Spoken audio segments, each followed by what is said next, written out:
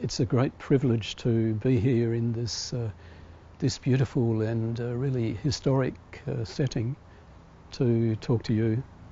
So thank you very much. The main purpose of our interview is to help Australia, and particularly South Australia, where I come from, to take some steps towards a circular economy. At the moment, South Australia is very well recognised for its zero waste and recycling policies and practices. And there's a lot of attention to developing a carbon neutral society, but resource consumption, I think, needs more attention. So if we can help others, my colleagues and others in South Australia, the government too, the government are interested in this, and the university and others, then that would be a great benefit and much appreciated. So thank you so much, Walter. I look forward to this discussion. Thank you, David. Well, thank you for coming all the way to Geneva, which has the advantage that I can show you some of my teddy bears.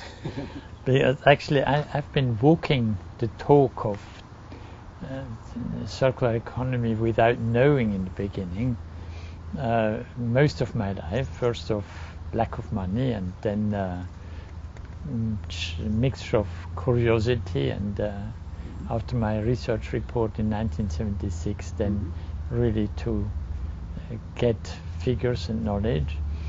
And I've also been fortunate to have been given the chance, such as this house, which dates from 1757, and with this lovely garden with a tree behind me, which is a giant tuya that is estimated to be 400 years old. And then, of course, my 1969 Toyota, which has basically proudly followed me last 47 years. Okay, Walter, then let's move on to this next section, talking about the actual principles and practices of a circular economy. So over to you. Well, the circular economy is nothing really new. It's always been with mankind, and of course it exists in nature, water cycles and weather cycles. But even with mankind, it has always been with us, but as a strategy of poverty or to overcome scarcities, such as the famous proverbial expression, use it up, wear it out, make it do or do without. And when we moved into a linear industrial economy, and now at the end of this linear industrial economy, we are in a society of abundance and of overconsumption.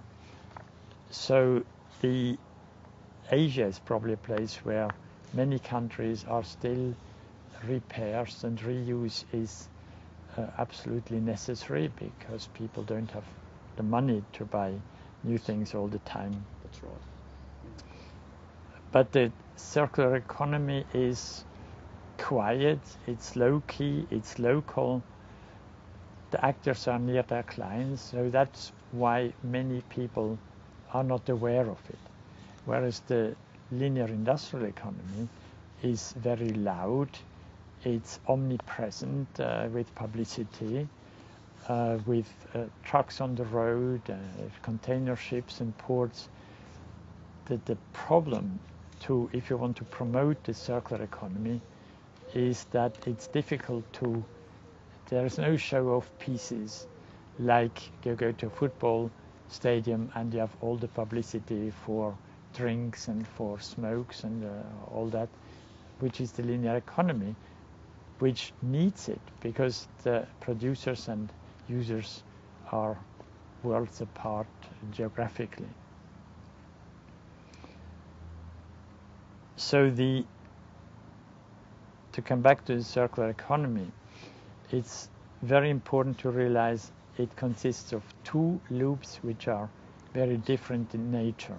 Yes. You have the reuse loop of goods, which is local, which is repair, remanufacture, technological upgrading of goods or components, and you have the recycling loop, which is recycling of wasted or end of service life materials, and that economy is much more similar to the linear industrial economy, because you need big volumes and it's less labor. So very often industry tends, even politicians tend to go for the recycling because that looks familiar, whereas the reuse of loops is a different kettle of fish. And just using my Toyota as an example, over the first 30 years, I spent more than half the money which I spent on the car went into local services to repair and remanufacture the engine and the bodywork at some point.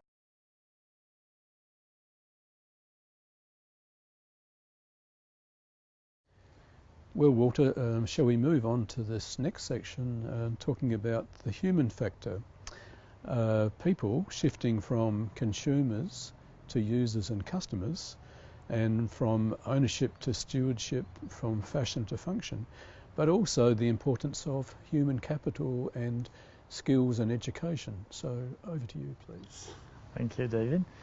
Well, the circular economy is about stock management and value preservation, and that applies to any capital, if it's natural capital, cultural, human capital, or manufactured capital.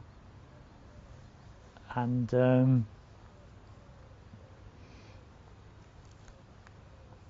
of all these capitals or resources or stocks, whatever you want to call it, there is only one which has a qualitative, albeit perishable quality, which is human capital, because you can educate people, you can train them. The problem is if you don't give them a chance to use these skills and capabilities, they are quickly lost and people become unemployed or even unemployable. So in my opinion, governments have almost an obligation to give preference in the use of resources to human resources because of this qualitative side. You can leave a ton of coal in the ground for 10 years and it doesn't lose its quality. You cannot leave people unemployed for 10 years without losing them. So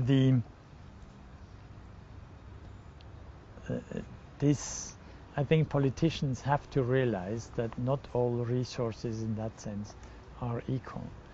But of course people not only have a role in production, in a productive economy, they also have a role as consumers or users. And it's very easy to show if you want to celebrate Christmas. You can either buy a Christmas tree and then throw it away, or rent a Christmas tree for a couple of weeks and then give it back, or you can celebrate Christmas with other people in the church or in the forest, especially in Europe with the snow, and then you are part of a sharing society. If you rent the tree, it's a sharing economy, and if you buy the tree, then it's the linear industrial economy. So this choice is basically ours. Every person has, every time you buy something or don't buy something, you unconsciously make this choice. And then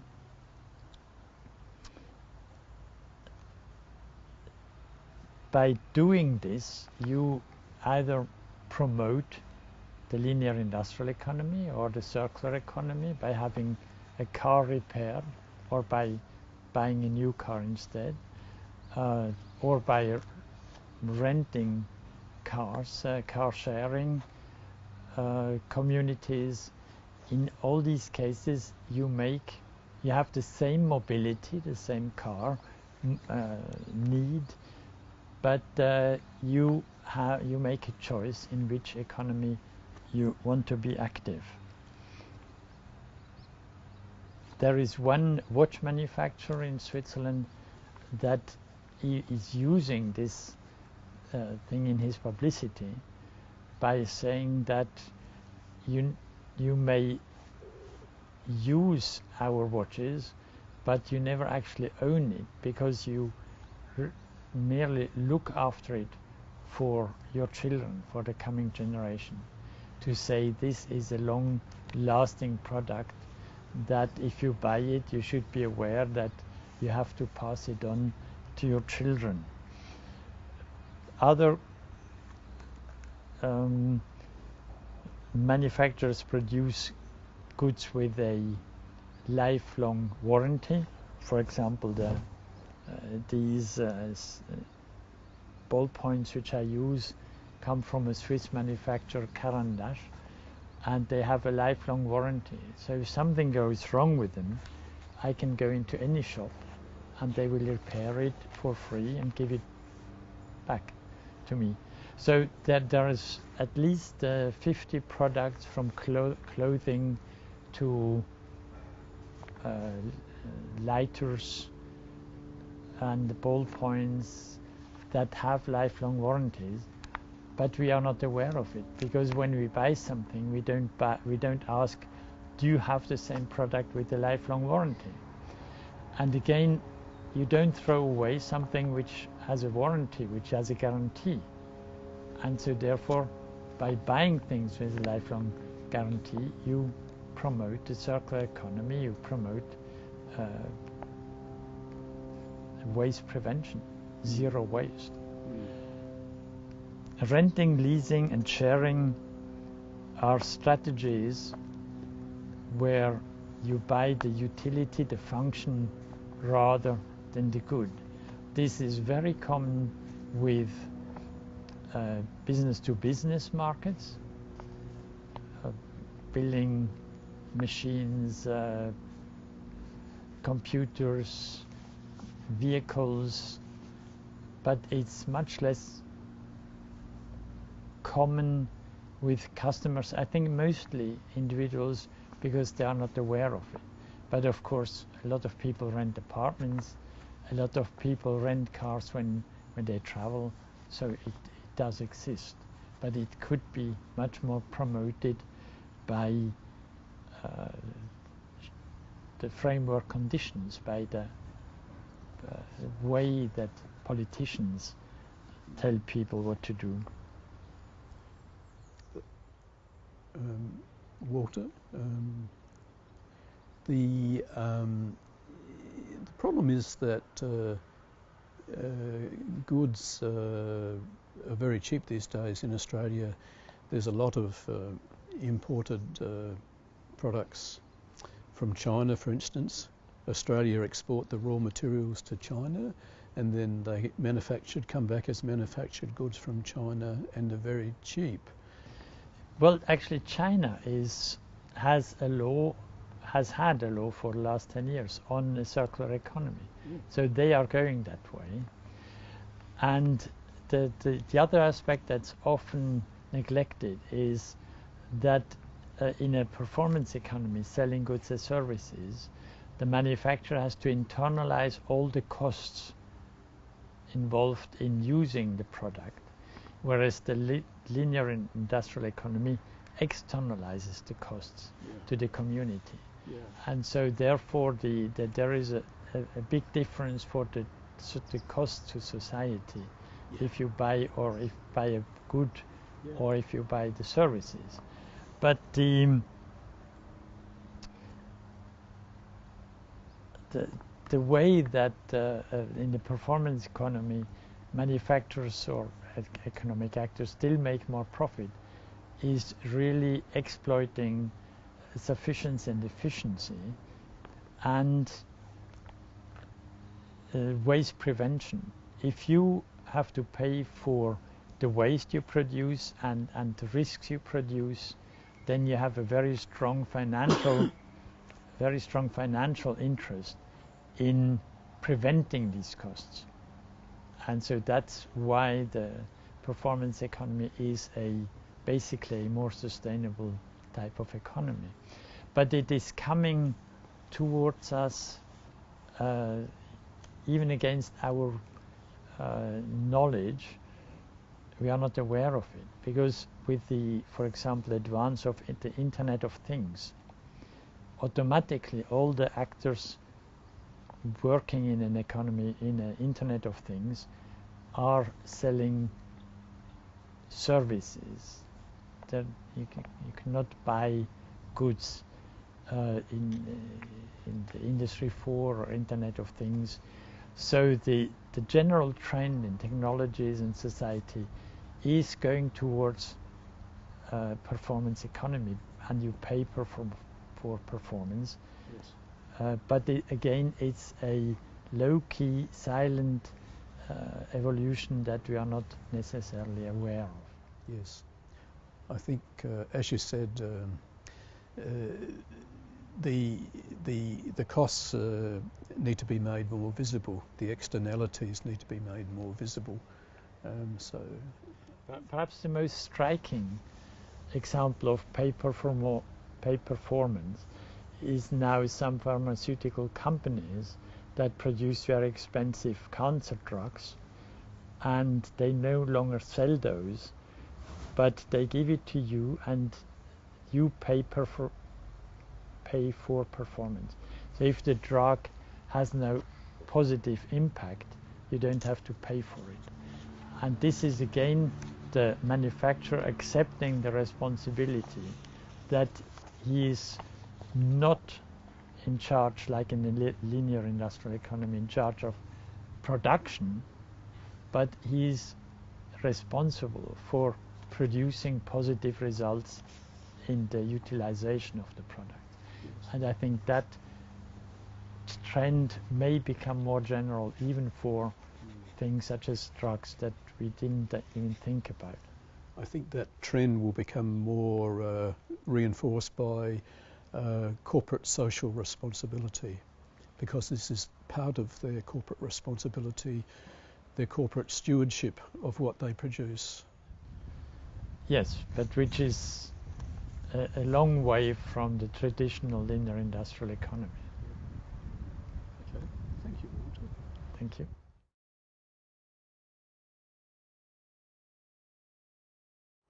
Walter, you mentioned that our society is focused on specialisation, such as in academia and in policy making, where a lot of decisions are taken in silos and not in holistic contexts, and that we need new policies, a new type of policy making. So in this segment, let's talk about the policy levers for change, please, and particularly more holistic approaches.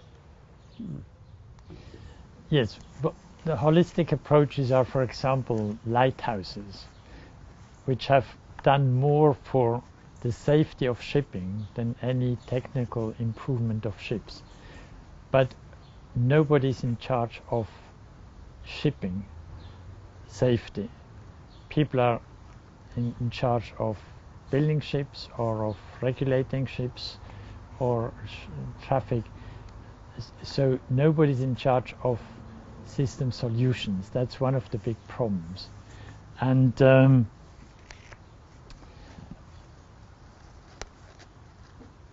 how can we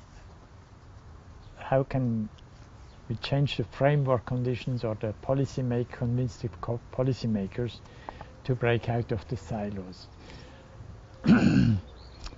One thing is, coming back to the circular economy, that I said before, circular economy is substituting manpower for energy. And that means that logically, if you want to promote the circular economy, you should not tax human labor, work, but you should tax non-renewable resources, such as waste and emissions, and realize that human labor is a renewable resource. And the same logic thinking should be applied to value-added tax. In other words, don't levy VAT on activities of the circular economy, because they are about value preservation, not about value added. Now, if you would impose those two changes on policy making, it would immediately convince, in most cases, economic actors that the circular economy is more profitable than manufacturing, without any additional laws or rules. Not taxing work, human labor, will foster all economies involved in caring. So not only repair and remanufacturing in the circular economy, but also any activity involved in looking after natural capital, or involved in healthcare, cultural heritage. And many of these activities are paid for by the state. So it wouldn't cost much more, because the state at one today finances these things and then taxes people for labor. So by not taxing labor, they would simply have to pay less. So again, it's a holistic thinking of reducing the flows, because the end result would be the same. Another problem, coming back to end of service life waste, is ownership. Today,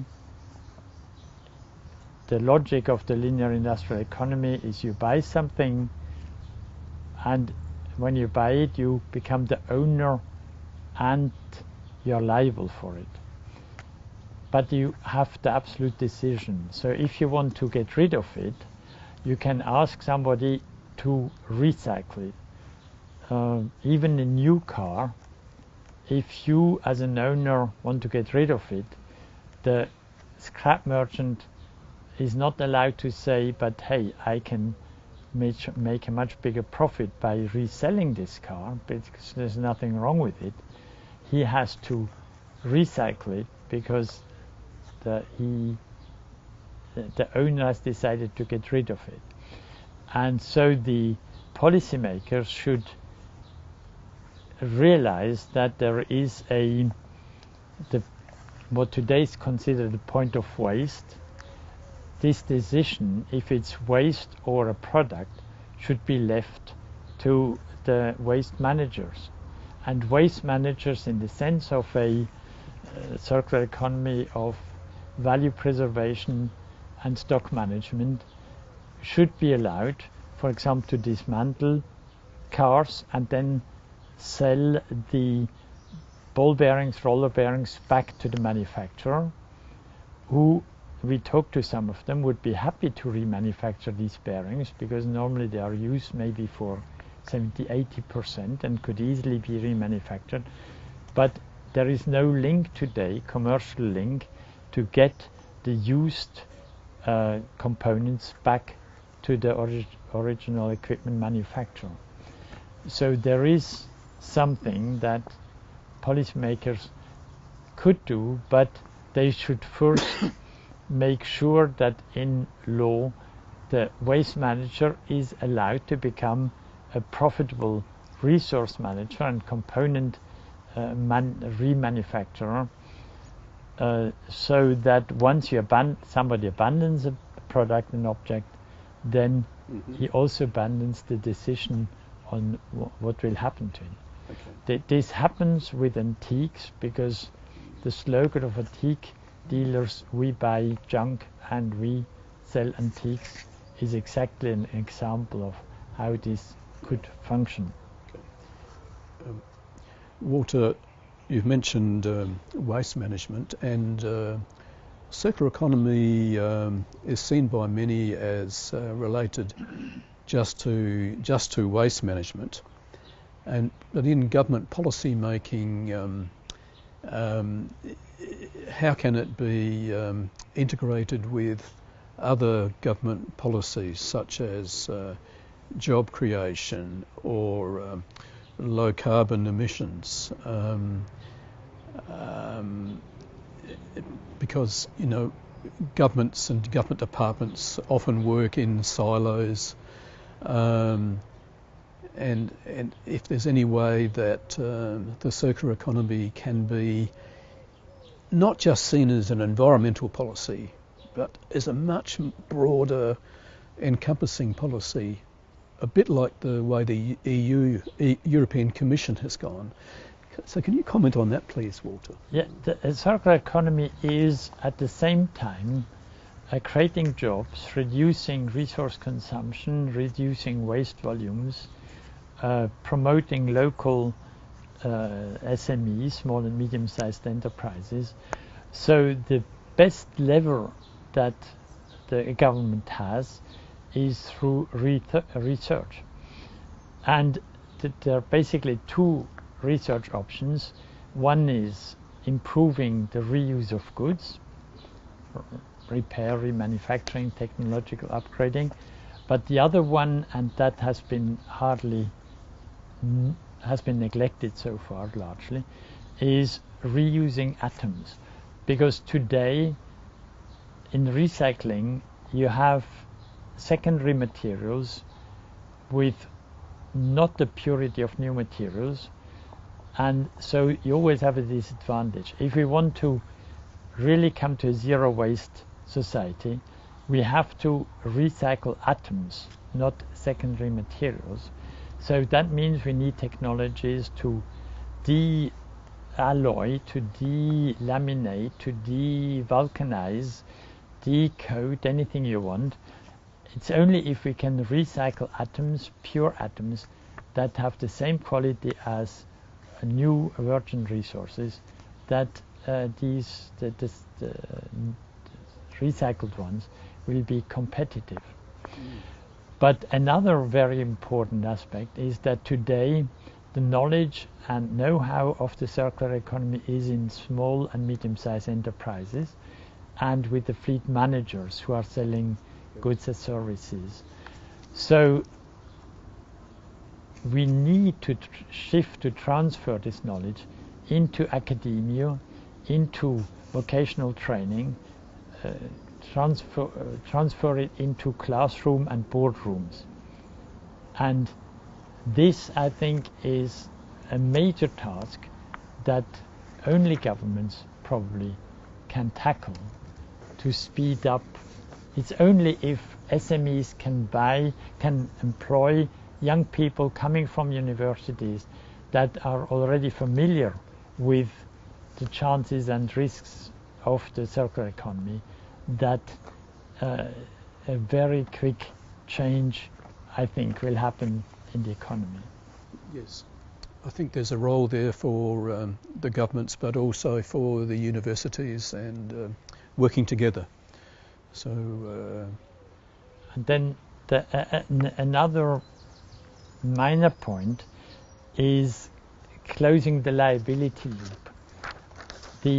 Very often today, especially consumer waste, is abandoned resources without a liable owner. So by establishing a liability, who was the owner, and then he has to pay for the waste, for getting rid of the waste, yes, then people would much less dispose of things, but they would, for their own economic reasons, look for a new use or a new user and continue using it. In the case of what I call chewing gum goods, the very short-lived goods such as packaging, drink cans, at the moment all legislations normally stipulate recycling rates, but recycling rates do not help to preserve resources. What the legislator should stipulate is the maximum resource preservation, or the minimum preservation, respectively the maximum resource loss in 1 year. And that would eliminate most of the disposable goods, because then people realize that you can only, by applying reusable goods, you can actually preserve the resources. Yes, I think that's a very powerful point, the legislation about resource preservation. So I think that's something that people in South Australia would be very interested in.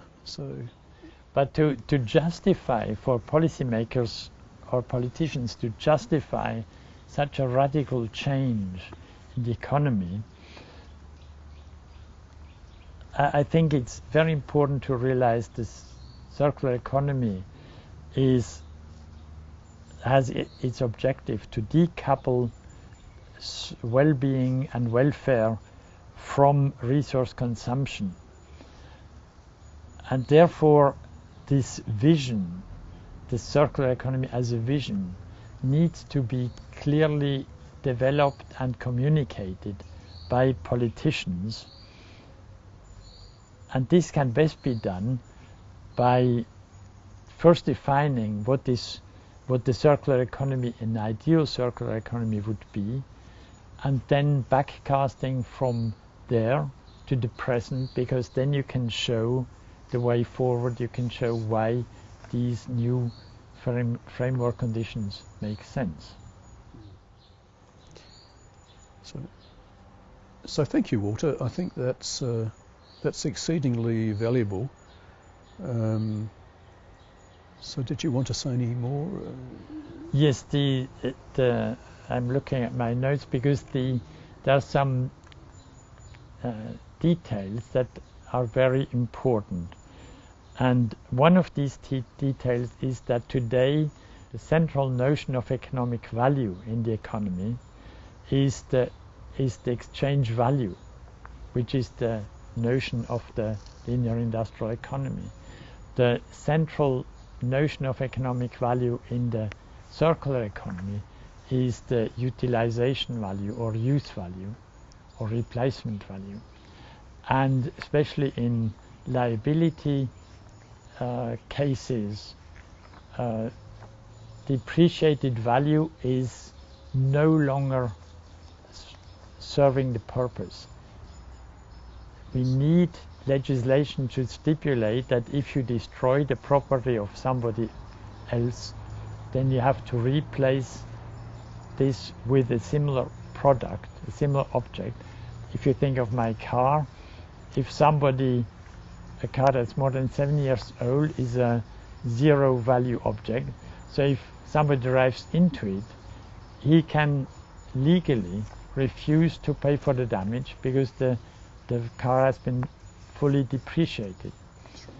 Whereas he should be obliged to replace the destroyed car with a car of similar value. But this means changing legislation from exchange value, depreciated value, to utilization value. And that is a huge change. And then we need to monitor the progress of this process.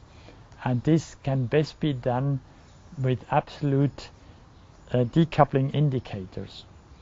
And I've suggested in my publications to use man-hour per weight and value per weight as these decoupling indicators, because then we can really show how we progress in moving away from the flow and the value added to making more with what we have, making profits, creating wealth without consuming resources.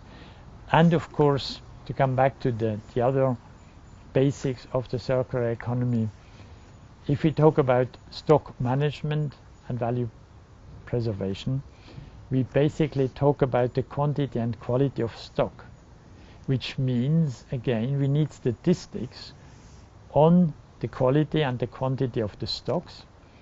And then we can show that if the quantity and or quality increases of the stocks, then we have growth, we have an increase in wealth.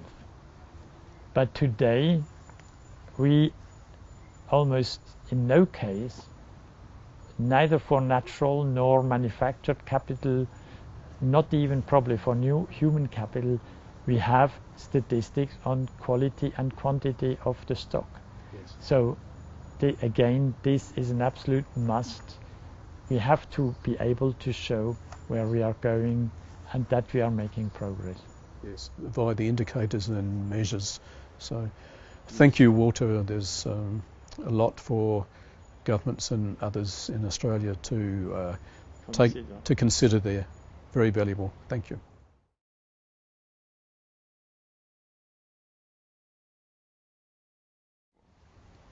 So Walter, we finally come to this exciting segment which you called Quo Vadis Australia.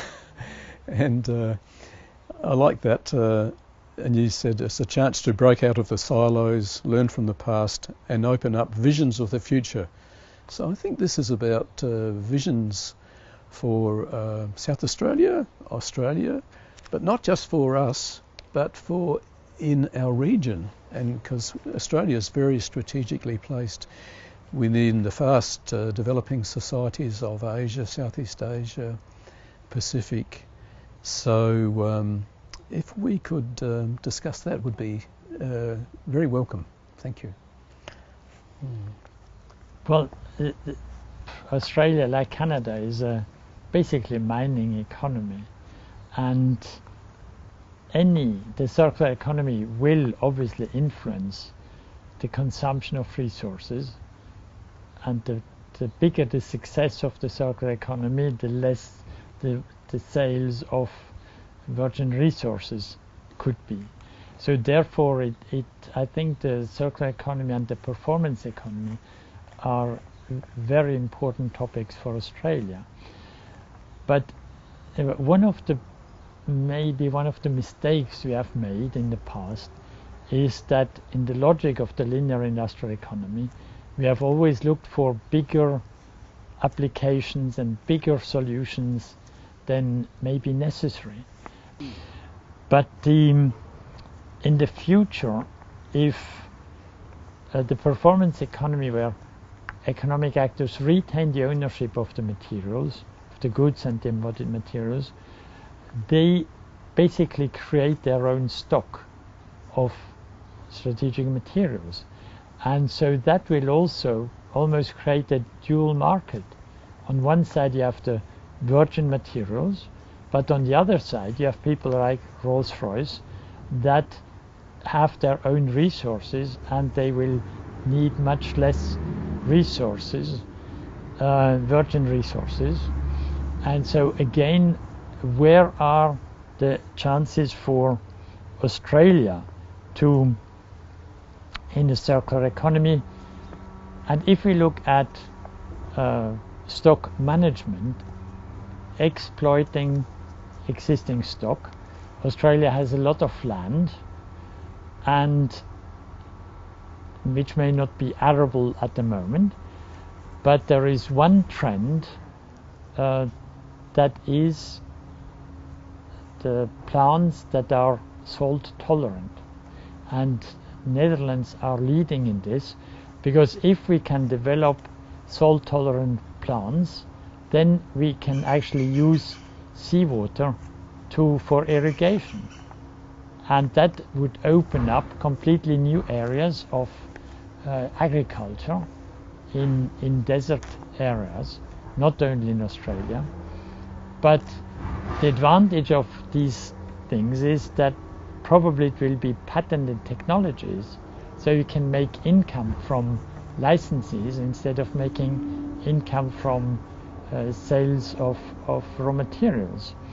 Then the research in what I call the era of de-alloying, delaminating, decoating, has also a big potential to whoever is first to find the best solution will be able to sell knowledge instead of selling materials. Unfortunately, all our new technologies, IT, solar, photovoltaic cells, windmills, are complete disaster if you look at it from an eco-design point of view, because they cannot use recycled resources and they cannot be recycled. So one thing that, if we are really talking about zero waste and circular economy, one very urgent thing is we have to learn to recycle what we consider as green economies, because otherwise they are not really green.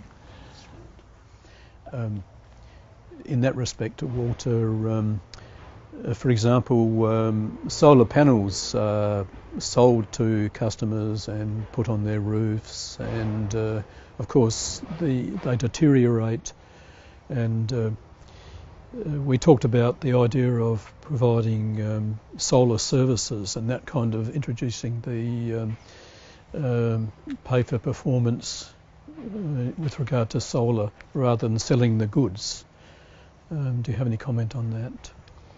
Well, if we want to be energy efficient, the first priority is always to reduce consumption needs. Yeah.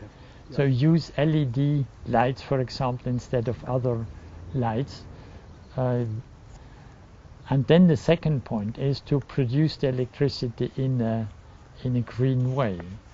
But solar panels, and there are some companies, at least in the States, that don't sell you a system, they install a system and you pay your rent for the system. And then the company is, for its own reason, financial reasons, will develop ways to recycle or reuse or technologically upgrade these panels. Exactly. And so therefore, again, leave the responsibility for the problem with the manufacturer. Exactly. Ask him to not sell the panels, but rent them. And then he has a big advantage from the beginning, to avoid waste. Yes. But I think there is another option for the traditional mining industry, and that is pretty much revolution. That even the mining industry could, instead of selling the atoms or the molecules, they could rent the molecules. That would mean much less income in the short term, but a smaller but lasting income in the long term, and it would revolutionize the downstream activities, because a manufacturer now renting atoms, molecules, knows that he has to pay a rent until he gives them back. So therefore he will be obliged to himself rent the products, the objects he manufactures, and in order to be able to guarantee that he returns the atoms. So that may be not only a chance for Australia, but even a way to transform the whole world economy towards a circular economy. That's very deep thinking and very thought-provoking, Walter. We were talking before about the solar and green energies, and there's a lot of discussion in South Australia and Australia about low carbon future, and South Australia is trying to have Adelaide as the first carbon neutral city in the world. So there's a lot of talk about renewable energy and energy efficiency, but the focus is largely on the direct energy rather than the embodied energy. And can you give us some insight into how perhaps that platform of low carbon and direct can be built upon to take into account the resource consumption. So if you could comment on that would be... Well, we come back to the topic of a systemic system or a holistic thinking. If we talk about why should we have energy autonomous buildings, or what we call plus energy buildings, everybody is normally focused on the energy question. Michael Bloomberg, when he was mayor of New York, he was the first one to say, but I want all future buildings to be plus energy buildings, simply because whenever there is a power cut, and they are not infrequent in New York, then all the social services, the public services, are in a stress situation because people get blocked in elevators, in lifts. So the fire brigade has to get people out of lifts. Then the police has to do extra rounds at night because there is no street lighting. Energy autonomous buildings don't have these problems because they produce their own energy, and so therefore they can light the surrounding areas. All their equipment is still working when there is a blackout. So if we look at the wider societal implication of energy autonomous buildings, for example, we can see that we are probably, if we want to sell these solutions, we first have to understand their systemic implications. And I think that goes for all these things. Zero waste, for example, means that the waste management industry will disappear, which means the waste costs will disappear. So, and the landfill problems. So this should be the reason why waste prevention is a political priority, because waste prevention means zero waste society, but it also means that we eliminate a lot of the problems that we have today. And waste today, a lot of, also in Europe, a lot of companies still see a future in waste management. But zero waste means there will be no waste management. And if we accept that as a vision, then it completely changes the way that we attack the future policies and business opportunities. Yes, and consider the resource preservation, as you mentioned, so that you don't end up with waste, but use the resources. Yes, exactly. Better. You use the resources as a stock. Yes, and just to comment on what you said before about the autonomous buildings, I was thinking that's a very good example of what you mentioned before of the intelligent decentralisation and more local decentralised approaches. And well, it's like the micronuclear reactors. It goes against the grain of the linear industrial economy and its bigger, better, faster syndrome. Yeah. But in the self-interest of any region, I think the governments should push all these solutions for self-sufficiency, for being autonomous, even if it's the opposite of globalization. But the advantage is in globalization you are selling products worldwide. In a intelligently decentralized economy, you are selling the solutions worldwide. Yes. So you are still selling something, Excellent. but it's no longer products. You are selling ideas and patterns on how to solve the problems to other people, but you first have to solve it yourself. Yes, yes. So thank you.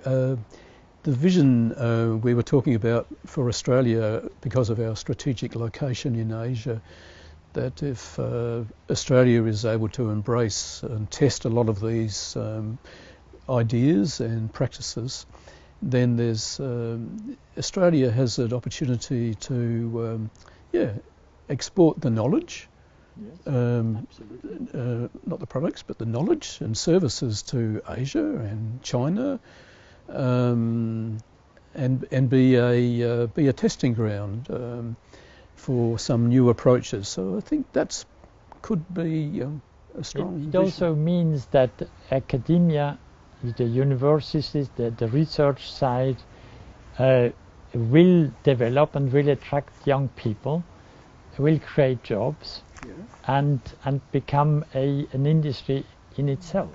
Yes. But it has to be very competitive, because other countries will try to do the same thing. Yes.